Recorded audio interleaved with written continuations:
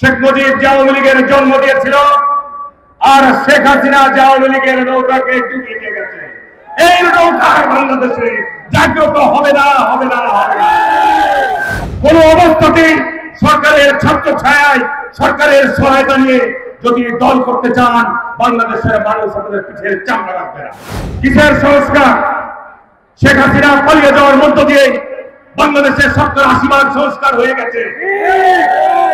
দেখেন আজকে বাংলাদেশে পুলিশ মেরুদণ্ড হারিয়ে ফেলেছে। আজকে যারা বাংলাদেশকে নিয়ে ষড়যন্ত্র করছেন, জয়পুরহাটের মাটিতে দাঁড়িয়ে বলে যাচ্ছি, কোন লাভ হবে না। বাংলাদেশে যতবার নির্বাচন হয়েছে, জনগণ যতবার ভোট দিতে পেরেছে, শহীদ রাষ্ট্রপতি জিয়া রহমানের প্রতিষ্ঠিত দল বিএনপি ততবার ক্ষমতায় গেছেন। কি কোনো ভয় আছে নাকি ভাইরা? কোন সন্দেহ আছে? আজকে এই বর্তমান প্রধান উপদেষ্টার কাছে আহ্বান, আজকে যে উদ্দেশ্য নিয়ে আমরা এখানে জমায়েত করছি, সরকার আজকে তালগোল পাকিয়ে ফেলেছে। সরকার আজকে বেসামাল হয়ে গেছে। সরকার 5 আগস্টের পর 3 দিন সরকার ছিল না। নিশ্চয়ই আপনি লক্ষ্য করেছেন জনাব প্রফেসর ডক্টর ইউনূস। আমি মাননীয় প্রধান উপদেষ্টাকে স্মরণ করে দিয়ে বলতে চাই, যখন বাংলাদেশের ইথারিডারে ভাষা বানানো হলো, শেখ হাসিনা পালিয়ে গেছে তার শ্বশুর বাড়ির উদ্দেশ্যে, বাংলাদেশের জনতা রাজপথ সেদিন নেমে এসেছিল। শেখ মুজিবের ভাস্কর্য, শেখ মুজিবের মূর্তি, শেখ হাসিনার ভাস্কর্য, শেখ হাসিনার মূর্তি মুহূর্তের মধ্যে বাংলাদেশের মানুষ গড়িয়ে দিয়েছে। শেখ হাসিনার নামে, তার পিতার নামে, তার ভাইয়ের নামে, তার বোনের নামে, তার মায়ের নামে যত প্রতিষ্ঠান ছিল সবকে চুরমার করে দিয়েছে তাদের নাম ফলকগুলিকে। ঠিক না? বেঠিক বলছি ভাইরা? কেন?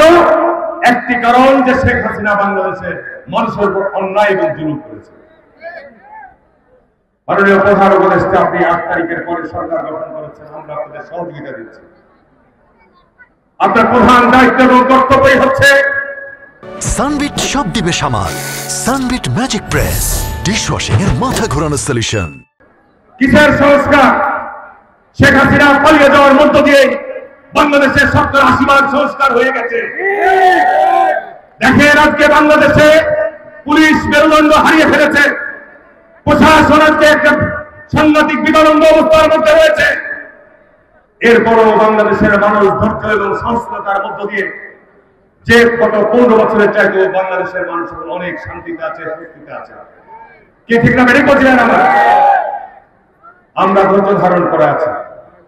আপনার প্রথম দায়িত্ব কর্তব্যই হচ্ছে বাংলাদেশকে যত দ্রুত সম্ভব একটি গণতান্ত্রিক যাত্রা পথে নিয়ে যাওয়া। এর বিকল্প অন্য কিছু যদি পথ ধরেন, যে বিতর্ক জন্ম দিয়েছেন ক্ষমতায় থেকে আপনার উপদেষ্টা পরিষদের সদস্যরা ছাত্রদেরকে নিয়ে নতুন দল করার পায়তারা করছেন, এটি জনগণ কোনোভাবেই মেনে নেবে না, কোনোভাবেই এটি গ্রহণ করবে না। কি ঠিক না? বেরিয়ে বলছি ভাই আমার? এতে বাংলাদেশে অস্থিরতা বাড়বে, বাংলাদেশে নতুন করে সংকট তৈরি হবে, স্থিতিশীলতা নষ্ট হবে। দয়া করে অনুরোধ করব, যারা সরকারের জায়গা থেকে দল করতে চান, অবিলম্বে সরকারের উপদেষ্টা পরিষদ থেকে বেরিয়ে পড়ুন। বেরিয়ে পড়ুন, দল করেন। আমরা স্বাগত জানাবো, অভিনন্দন জানাবো। জনগণ যদি আপনাদের গ্রহণ করে, কোন অবস্থাতেই সরকারের ছাত্র ছায়ায়, সরকারের সহায়তা নিয়ে যদি দল করতে চান, বাংলাদেশের মানুষ আপনাদের পিঠের চামড়া রাখবে না। স্পষ্ট কথা। এর মধ্যে জাতীয়তাবাদী দলের স্পষ্ট বক্তব্য,